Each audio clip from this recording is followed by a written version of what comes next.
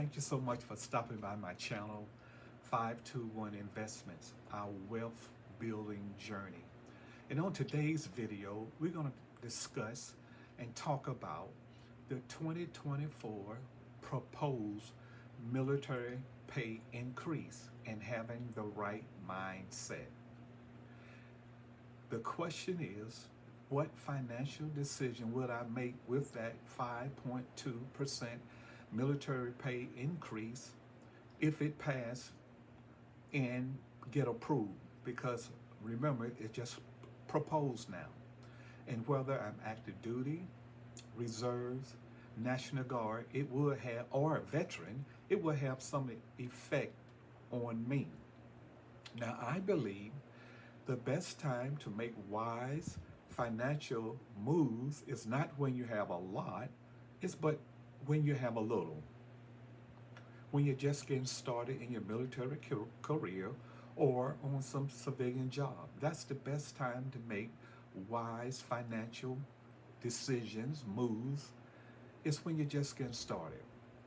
If I make bad financial decisions, especially if I'm an enlisted a soldier in the rank of E1 to E4, that mindset can affect my financial decision if I stay enlisted from E5 to E9, or if I'm an officer, a second lieutenant, first lieutenant, or captain. If I'm making bad financial decision, that can also affect me as an officer in the rank of major, lieutenant colonel, general, whatever.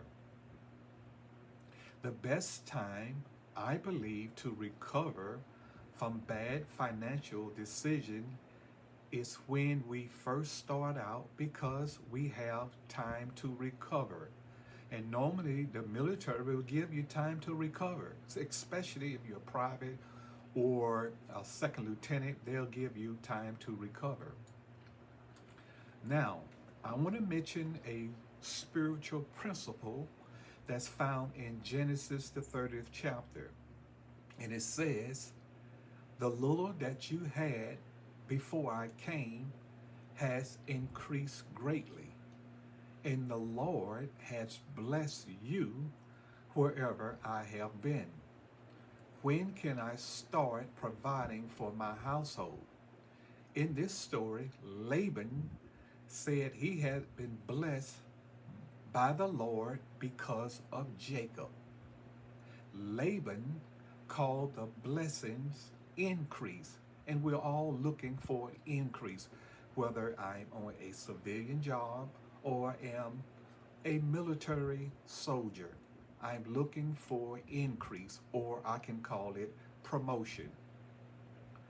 And Jacob said Laban had very little before he came. So, in the rank of E1 to E4, may be your time of having little. And you may have a family. And being in the military and retired myself, when I first started out, I had dependents, and I had to provide for them. And I would say E1, E2, E3, and I had little. But the Army also provided other benefits as for being married, and that helped out. But the point I'm making here is I had little, and you may have little because you're just starting out.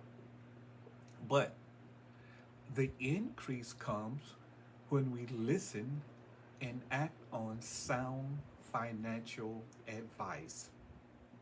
We may have to read and understand different regulations that govern our promotion, regulation about finances, but our increase as it relates to military life comes through promotion, as I mentioned before. We all want to get promoted if we're active duty or reserve or guard. We want promotion because promotion is tied to some type of increase. But when we get promoted to a higher rank, we also get greater responsibility and accountability. I say that again. When we get promoted to a higher rank, it comes with increased responsibility and accountability. Early promotion normally happens more frequently. Most newly enlisted service member can expect to reach E4, that's specialist, within a few years if they keep, stay out of trouble and do the right thing. When the increase comes, will I consume more? See, that's the big question. When my increase comes because of a promotion, will I consume more? Other words, who will I become when I have little? I say that again. Who will I become when I have little? When I'm the E1 through the E4, who will I become? When I am a warrant officer, a WO1, a WO2, who will I become before I make W4, W5? Who will I become as a second lieutenant, a first lieutenant, or a captain? Who will I become when I have little? Now, I want to say this. When you get promoted, and if you notice an increase on your LES or your leave and earnings statement, and it might be $100 or $200 or $150. It depends on whether you're enlisted, an officer, or warrant. But if you notice an increase, and let's just say $100 for the sake of argument. Let's just say it's just $100, and you notice that, man, I got $100 extra. I got $200 extra.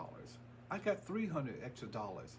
Now, who am I going to become when I get that increase? Listen to this. The first thing you should always do is stay on top of your financial information on your LES, your leave and earnings statement, especially income and deduction, because guess what? Mistakes do happen.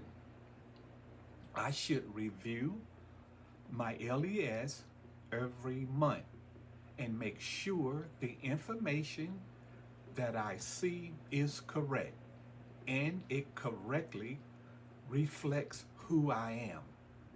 I don't want that information to reflect who I am not, but who I am in this lower grade. I want that to correctly reflect me, and it must be correct, so I must stay on that. But if the information is not correct, and I have the mindset that it's their fault, and I'm getting overpaid, now I may and I may not get caught for overpayment. You know how it is. 2 or 3 months, and you said, whoa, I know I'm getting overpaid, but guess what? That's their fault. I'm just going to consume because I got an increase. But the question is it the correct increase for who you are? Because mistakes do happen, especially in the military. People make mistakes. Wrong information get inputted into financial system, and you might notice and you may not an increase, and you know you're not that person. You may be getting paid and you say, I know I'm not an E4, but I'm getting paid as an E4 and I'm just an E3. I know the information is not correct. So the point is, correctly review your information. Make sure that information is correct. Look at it, make sure it's correct, because what you do not want to experience, and I'm thankful my 20 years in the military, I never got a no pay due, which is normally it comes from overpayment. And you don't want to experience a no pay due, especially if you don't have any money saved up, a short term budget emergency expense from 3 to 6 months, 6 months to a year. You don't have anything saved up. And it's difficult to save up when you're first starting out. It's very difficult to save up when you're first starting out. But you don't want to experience a no pay due. And will it be right to blame the ones who, myself? Who would I blame when I get the no pay due? That's the point I'm making. Who am I going to blame? Is it the person who I'm supposed to be, or the person who I am? So my point is, always stay current on your information and make sure you're getting paid according to who you are or who you will become. Especially when you're first starting out. On the next video, we're going to discuss when I do check my information, everything is correct, I'm earning more, I'm increasing because of my promotion. What is my mindset then? Who will I become when I pin on my E3? When I pin on my E4? Who will I become then? What would I think on then? Would I think as a consumer? Or will I begin to think as a person who will save and think about investing? Think about goals I'm going to set. Whether I stay in the military 3 years, 6 years, 10 years, 20 years. Remember, it's all about who will I become. As I increase, normally it's going to come by promotion in the military. Or I choose some other MOS or some special skill. Normally that could be airborne school, ranger, or something that's going to challenge me, and I might get promoted faster, which will give me more increase. But the point I'm making here is, who will you become when you just starting out? You will have time to recover, but it's all about the mindset. And we'll discuss that more about goals and TSP and saving, and how much should I save? Should I save? Why it's important to save.